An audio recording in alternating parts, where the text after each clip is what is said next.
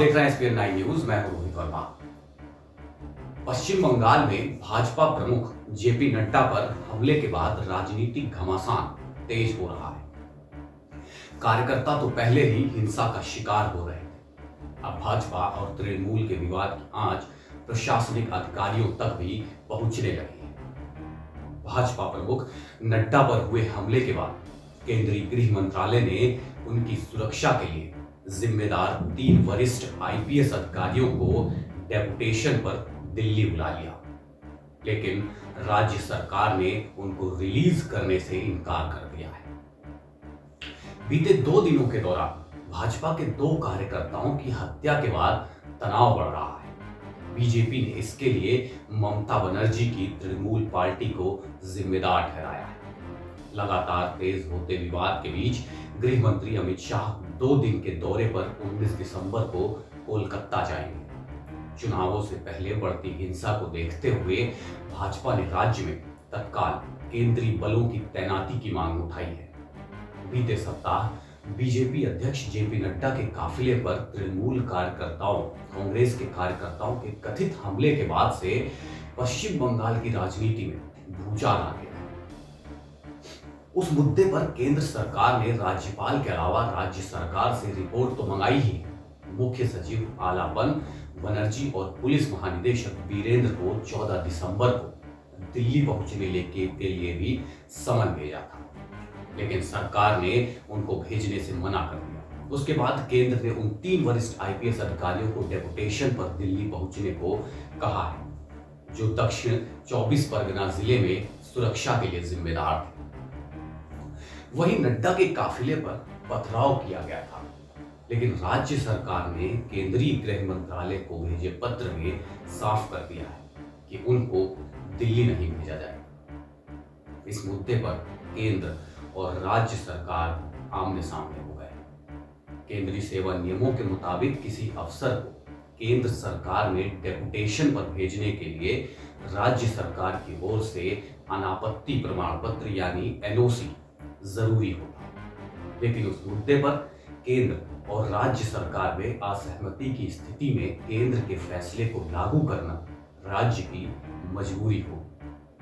शनिवार और रविवार को बीजेपी के 2 कार्यकर्ताओं की तृणमूल कांग्रेस समर्थकों के हाथों कथित हत्या के मुद्दे पर भी राजनीति में उबाल है। भाजपा के कार्यक्रम में हुई हिंसा में शनिवार को एक कार्यकर्ता की मौत हो गई और कम से कम 6 कार्यकर्ता घायल। घायलों में कुछ लोगों की हालत गंभीर बताई गई है। यह हिंसा उस समय हुई जब भाजपा कार्यकर्ता उत्तर 24 परगना जिले के हाली शहर में पार्टी के गृह संपर्क अभियान के दौरान लोगों से मुलाकात कर रहे थे। प्रदेश भाजपा ने इस हिंसा और हत्या के लिए तृणमूल कांग्रेस को जिम्मेदार ठहराया है। भाजपा के प्रदेश अध्यक्ष दिलीप घोष का कहना है, हाली शहर में कार्यकर्ता साकेत भवाल की टीएमसी के गुंडों ने निर्मम हत्या कर दी और 6 कार्यकर्ताओं को गंभीर रूप से घायल कर दिया। इस मुद्दे पर रविवार को पूरे इलाके में भारी तनाव रहा। भाजपा कार्यकर्ताओं ने तृणमूल कांग्रेस सरकार के खिलाफ नारेबाजी की और ममता बनर्जी के पुतले भी जलाए। दूसरी ओर रविवार को ही पूर्व बरवान जिले में पूर्व स्थली में एक अन्य बीजेपी कार्यकर्ता सुखदेव प्रमाणिक की रहस्यमय तरीके से मौत हो गई, लेकिन भाजपा के नेताओं और सुखदेव के परिजनों ने इसे हत्या करार देते हुए इसके लिए तृणमूल को जिम्मेदार ठहराया। उत्तर 24 परगना जिले में भाजपा कार्यकर्ता भवाल की हत्या के मामले में पुलिस ने 3 लोगों को गिरफ्तार किया है। दूसरी ओर बर्दवान में भी भाजपा ने सोमवार को बंद रखा और धरना प्रदर्शन किया। प्रदेश बीजेपी की ओर से एक ट्वीट में कहा गया है, कटवा के बीजेपी कार्यकर्ता सुखदेव प्रमाणिक की टीएमसी के गुंडों ने निर्मम हत्या कर दी। 24 घंटे से भी कम समय में 2 कार्यकर्ताओं की हत्या हो गई। इससे पता चलता है कि दीदी सत्ता में बने रहने के लिए कितनी हताश है, लेकिन ये असफल रहे। लोगों ने बंगाल में शांति बहाल करने और 2021 में टीएमसी को सत्ता से उखाड़ फेंकने का फैसला किया है। बीजेपी उपाध्यक्ष बी राव चौधरी आरोप लगाते हैं ममता बनर्जी जानबूझकर हत्या करा रही है ताकि पश्चिम बंगाल में राष्ट्रपति शासन लागू हो जाए और उनको विक्टिम कार्ड खेलने का मौका मिल जाए। लेकिन यहां राष्ट्रपति शासन लागू नहीं होगा। हम लोग ममता बनर्जी की राजनीति को राजनीति के मैदान में ही उखाड़ देंगे। बीजेपी के वरिष्ठ नेता हैं मुकुल राय। उन्होंने मीडिया से कहा, राज्य में लोकतंत्र और कानून व व्यवस्था नामक कोई चीज नहीं बची है। रोजाना हमारे कार्यकर्ताओं की हत्या हो रही है। दूसरी ओर तृणमूल कांग्रेस ने इन घटनाओं को भाजपा की अंदरूनी गुटबाजी और निजी दुश्मनी का नतीजा बताया है।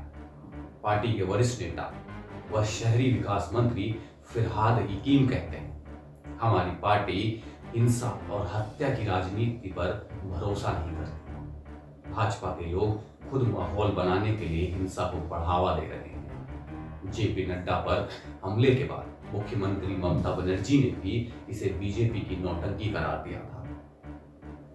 तृणमूल कांग्रेस के प्रवक्ता शांतनु सेन कहते हैं, वर्ष 2011 के बाद राजनीतिक हिंसा में हमारी पार्टी के कार्यकर्ता ही सबसे ज्यादा मारे गए, कभी लेफ्ट के हाथों तो कभी भाजपा के हाथों। जेपी नड्डा पर हमले के बाद राज्यपाल जगदीप धनखड़ ने केंद्रीय गृह मंत्रालय को भेजी अपनी रिपोर्ट। बंगाल में कानून व व्यवस्था के पूरी तरह ध्वस्त होने की बात कही है और राज्य सरकार को संवैधानिक राह पर चलने की सलाह दी थी। इसी सप्ताह चुनाव आयोग की टीम भी कोलकाता के दौरे पर आ रही है। ऐसे में बीजेपी समेत तमाम विपक्षी दल चुनावों से पहले ही बंगाल में केंद्रीय बलों की तैनाती की मांग उठा सकते हैं। भाजपा तो पहले से ही ये मांग कर रही है। राजनीतिक पर्यवेक्षकों का कहना है कि अगले साल होने वाले विधानसभा चुनावों से पहले अब हिंसा और हत्याओं की राजनीति और तेज होने का अंदेशा है। राजनीतिक विश्लेषक हैं विश्वनाथ चक्रवर्ती। उन्होंने मीडिया से बातचीत करने में कहा कि विधानसभा चुनावों के लिए अभियान की शुरुआत तो अमित शाह के दौरे से ही हो गई थी, लेकिन नड्डा के दौरे ने माहौल और गरमा दिया है। उसके साथ ही बीजेपी के 2 कार्यकर्ताओं की मौत ने इस तनातनी की आग में घी डालने का काम किया है। ऐसे में आने वाले दिनों में तनाव व हिंसा के और बढ़ने का अंदेशा है। अगर आपको ये वीडियो पसंद आया तो इसे लाइक करें और कमेंट करके हमें जरूर बताएं। नमस्कार।